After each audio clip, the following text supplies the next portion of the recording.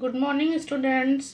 आज हम आपको हिंदी व्याकरण में पाठ 1 पढ़ाएंगे, भाषा, लिपि एवं व्याकरण। आप लोग सभी लोग बच्चे जानते हो कि हम अपने विचार और भावों को व्यक्त करने के लिए क्या करते हैं? अपने भावों को व्यक्त करने के लिए भाषा का प्रयोग करते हैं। संकेतों या इशारों के सहारे हम अपनी बातों और विचारों भावनाओं को पूरी तरह स्पष्ट नहीं कर पाते हैं। इसीलिए हम अपने भावों को व्यक्त करने के लिए किसका सहारा लेते हैं? भाषा का सहारा लेते हैं। भाषा भावों तथा विचारों के आदान प्रदान का माध्यम है। ठीक है। अब आता है भाषा के रूप। भाषा के 2 रूप हैं, मौखिक भाषा और लिखित भाषा। जब व्यक्ति अपने मन के भावों को बोलकर व्यक्त करता है तो भाषा का मौखिक रूप कहलाता है। जैसा कि चित्र में देख रहे हैं बेटा, एक बच्चा दुकानदार से पूछ रहा है कि ये गेंद कितने की है, तो दुकानदार बता रहा है 10 रुपए की। तो इस प्रकार बोलकर और सुनकर व्यक्ति अपने भावों को व्यक्त कर रहा है। किसके सहारे? भाषा के माध्यम के द्वारा व्यक्त कर रहा है। अब आता है लिखित भाषा। जब व्यक्ति अपने मन के भावों को लिख कर व्यक्त करता है तो वो भाषा का लिखित रूप होता है। जैसा कि आप चित्र में देख रहे हैं कि धीरज कंप्यूटर पर अपने दोस्त रमन को ईमेल करके गृह कार्य बता रहा है और उधर रमन कंप्यूटर पर ईमेल पढ़कर उसे गृह कार्य बताने के लिए धन्यवाद कहता है।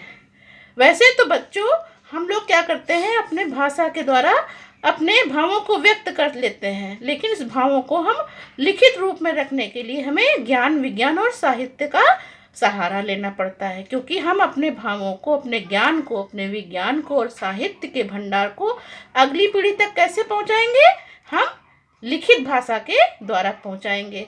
तो इसलिए हम क्या करते हैं कि मौखिक भाषा तो बच्चा क्या करता है, परिवार में रहकर सीख जाता है, लेकिन लिखित भाषा को सीखने के लिए हमें अभ्यास की आवश्यकता पड़ती है। तो इस प्रकार बच्चों आप समझ गए होंगे कि भाषा क्या है। भाषा के 2 रूप हैं, मौखिक भाषा और लिखित भाषा। अब आती है बच्चों बोली। बोली क्या है? भाषा के जिस रूप को क्षेत्रीय स्तर या सीमित क्षेत्रों में बोला जाता है वो बोली कहलाता है। ठीक है। बोली का कोई लिखित रूप नहीं होता है। ठीक। हमारे यहाँ भारतवर्ष में क्या 18 भाषाएं मान्यता प्राप्त है। इन भाषाओं को में 4 बोलियां जोड़कर उन्हें भाषा का रूप दे दिया गया है। ठीक है। अब ये जो 22 भाषा हमारे यहाँ चलन में है वो कौन कौन सी हैं जान लेते हैं। पहली है हिंदी, संस्कृत, बांग्ला, नेपाली, उर्दू, पंजाबी, मैथिली, असमिया, संथाली, सिंधी, बोडो, मणिपुरी, तमिल, डोंगरी, गुजराती, तेलुगु, कश्मीरी, कोंकणी, कन्नड़, मलयालम, उड़िया और मराठी। ठीक है। अब भाषा और बोली में क्या अंतर होता है? तो भाषा जो हमारे बड़े स्तर पर बोली जाती है, लेकिन बोली जो है किसी विशेष क्षेत्र में ही बोली जाती है। ठीक है। बोली ही भाषा का क्षेत्रीय रूप होता है। अब कहाँ कहाँ कौन कौन सी देश में कौन कौन सी भाषा बोली जाती है आइए बताते हैं। जैसे स्पेन है, स्पेन में स्पेनिश बोली जाती है, रूस में रूसी, जापान में जापानी, नेपाल में नेपाली, इंग्लैंड में अंग्रेजी, चीन में चीनी, भारत में हिंदी, अरब में अरबी। तो इस प्रकार भाषा और बोली में अंतर होता है।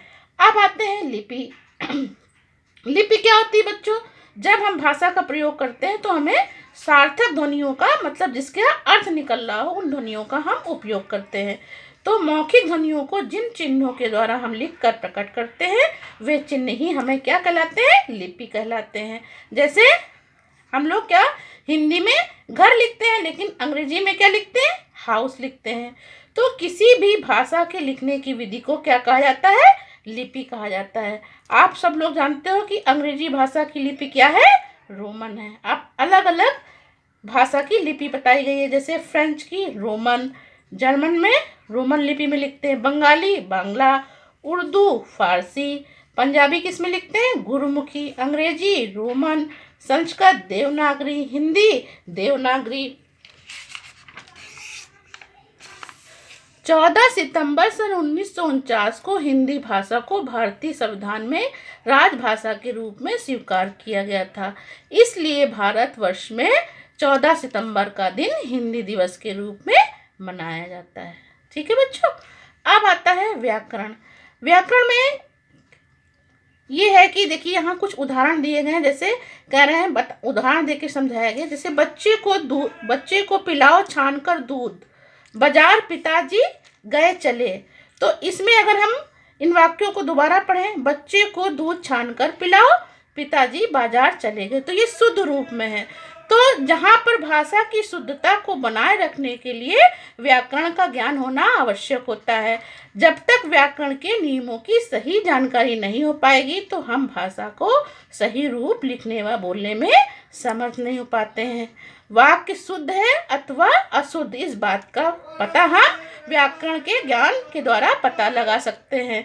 तो भाषा के शुद्ध रूप की जानकारी देने वाला शास्त्र ही व्याकरण कहलाता है। तो इस प्रकार बच्चों आज हमने आपको पाठ 1 पढ़ाया भाषा का।